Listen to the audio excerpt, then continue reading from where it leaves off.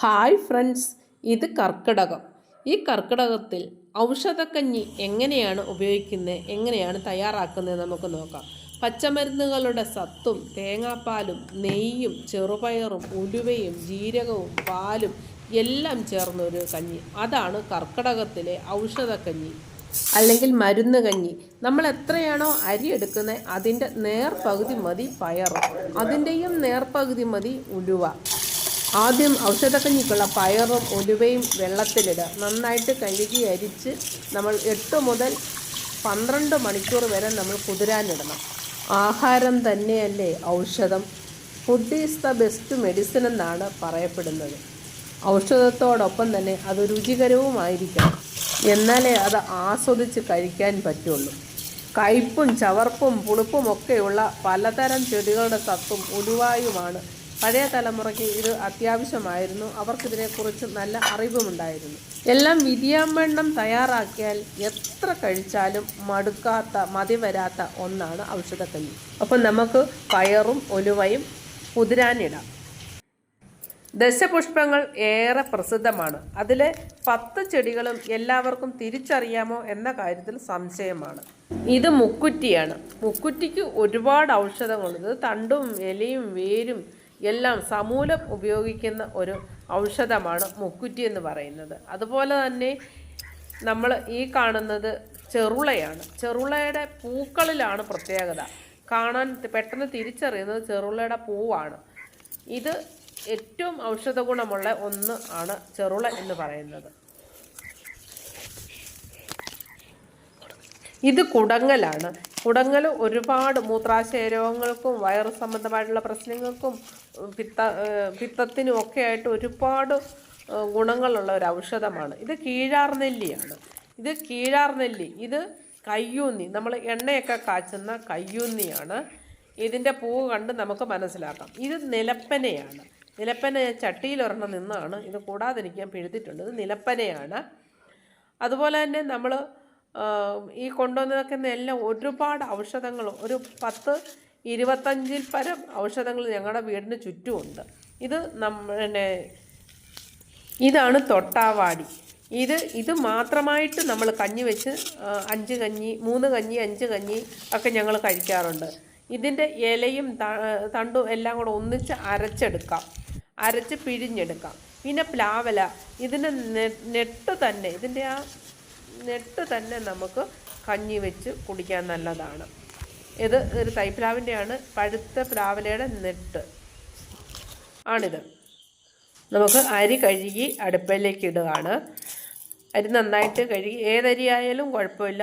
എനിക്ക് മൺകലമില്ല, അതുകൊണ്ടാണ് ഞാൻ അലൂമിനിയ കലത്തിൽ കഞ്ഞി അടുപ്പിടുന്നത്. നന്നായിട്ട് കഴുകി അരി അടുപ്പിലിട്ടു. അരി ഒന്ന് തിളച്ച് കുറച്ച് കഴിയുമ്പോൾ നമ്മൾ പയറും ഉലുവയും കൂടി ഇട്ട് കൊടുക്കും. പിന്നെ ഇതെല്ലാം നമ്മൾ നന്നായിട്ട് കഴുകി എടുക്കണം. ഞാൻ ആദ്യമേ വെളിയിൽ ബക്കറ്റിൽ വെള്ളം പിടിച്ച് നന്നായിട്ട് കഴുകിയതാണ്. എന്നിട്ട് ഇത് പെരിക്കാത്ത കൊണ്ടൊന്ന് നന്നായിട്ട് കഴുകുകയാണ്. ഒന്നുകൂടെ നന്നായിട്ട് കഴുകി എടുത്തതിന് ശേഷം നോക്കുക, ഇത് മുള്ള് മാത്രമാണ്. ഇത് തൊട്ടാവാടിയാണ്. മുള്ളൊക്കെ കയ്യിലൊക്കെ കൊള്ളുന്നുണ്ട്. നന്നായിട്ട് വാഷ് ചെയ്ത് എടുക്കുകയാണ്.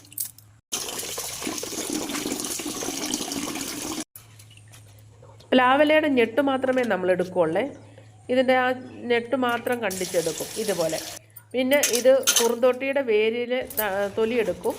പിന്നെ എന്ന് പറഞ്ഞാൽ അടുത്തതെന്ന് പറയുന്നത് ആനച്ചുവടിയാണ്. അത് അറിയാൻ വേണ്ടിയിട്ടിട്ടാണ്. പിന്നെ ഇതെന്ന് പറയുന്നത് ചെറുളയാണ്. ഇതൊക്കെ ഭയങ്കര ഔഷധ ഗുണമുള്ള ഒരു പച്ചമരുന്നാണ്. എല്ലാം നന്നായിട്ട് വാഷ് ചെയ്യുക.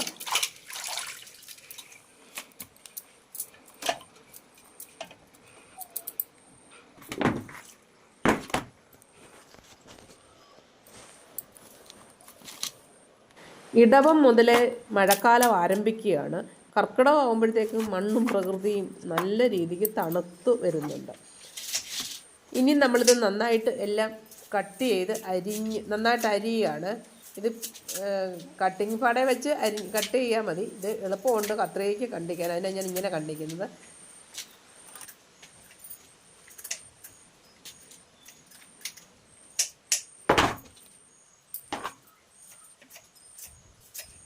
പച്ചമരുന്നുകളെല്ലാം നന്നായിട്ട് അരിഞ്ഞ് എടുക്കുകയാണ്. ഇതെല്ലാം നല്ലപോലെ കട്ട് ചെയ്തെടുത്തിട്ട് നമ്മൾ മിക്സിയിലിട്ട് അരച്ചെടുക്കും, അരച്ച് പിഴിഞ്ഞെടുക്കും.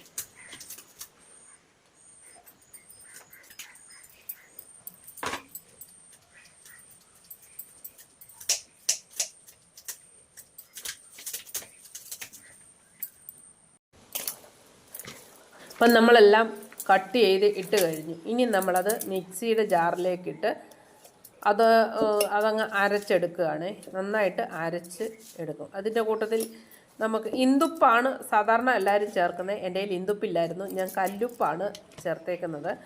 അത് ശകലം ഇട്ട് നമ്മൾ പച്ചമരുന്നിൻ്റെ കൂടെ അതുകൂടെ ചേർത്ത് വേണം അരയ്ക്കാൻ, എങ്കിലേ പച്ചച്ചുവ മാറുകയുള്ളൂ.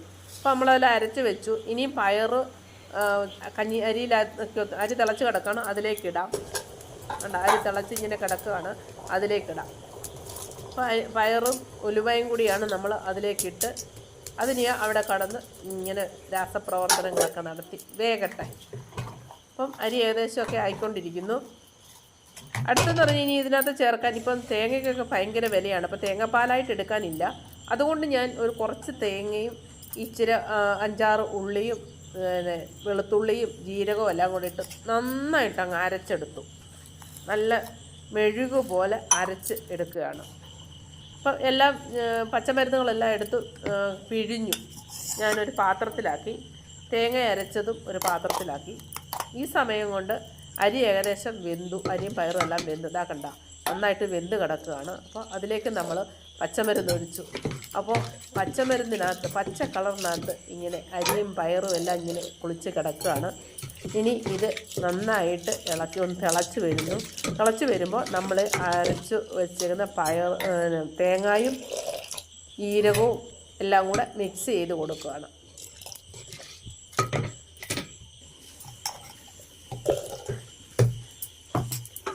തേങ്ങാപ്പാൽ ചേർക്കാൻ ഒത്തിരി ഇല്ലാത്തതുകൊണ്ടാണ് ഞാൻ ഇതിനകത്ത് പശുവും പാലും കൂടി ചേർക്കുന്നത്. നല്ല ടേസ്റ്റാണ്. അപ്പോൾ പശുവും പാലും കൂടെ ചേർത്തിട്ട് നന്നായിട്ട് കിടന്ന് ഇതൊന്ന് വേകട്ടെ.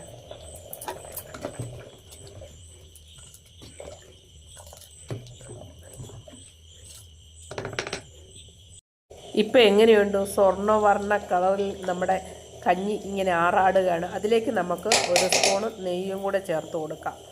ഇത് കഴിച്ചാലും എത്ര കഴിച്ചാലും മതി വരാത്ത ഒരു കഞ്ഞിയാണ്. എല്ലാവരും ട്രൈ ചെയ്യണം കേട്ടോ.